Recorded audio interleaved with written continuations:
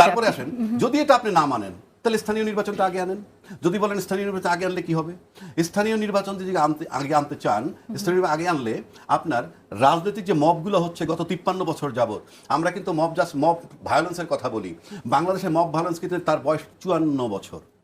অর্থাৎ এমপি নির্বাচনটা যদি আগে হয়ে যায়, সংসদ সদস্য হওয়ার পর বাংলাদেশে কারো বাবার সাধ্য নাই যে উপজেলা চেয়ারম্যান নির্বাচন, উপজেলা এবং ইউনিয়ন চেয়ারম্যান তার পছন্দের বাইরে যাবে।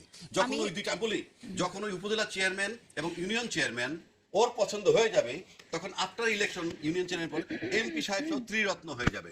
এবং ত্রিরত্ন হওয়া মানে ওই এলাকায়, ওই সংসদের এলাকায়, সাংসদের যে এলাকাটা নির্বাচন এলাকা, এই তিনজনের সিদ্ধান্তের বাইরে কিছু হয় নাই। সেটা জানার বয়স আমার 54 বছর। এবং তখন প্রশাসন মুখে আঙ্গুল দিয়ে বসে থাকে। এবং এই যে এইরকম নির্বাচনের ক্ষেত্রে আগে সংসদ নির্বাচন আগে হলে 300 এমপি, 300 দেশটার 300 টুকরা করে এক একটা টুকরার মব সম্রাট হন এই এমপি সাহেবরা। সুতরাং আপনাকে যদি এখন মনে করেন যে পিয়ার সিস্টেম করবেন না, ফাইন, তাহলে স্থানীয় নির্বাচন আগে নেন। আপনাকে দেখতে হবে জনগণ। আপনি কিছু দলের স্বার্থ দেখেন যে আমার দল কিভাবে লাভবান হবে। আপনি তো কোনো একটা দল তো শতভাগ জনগণের প্রতিনিধিত্ব করেন।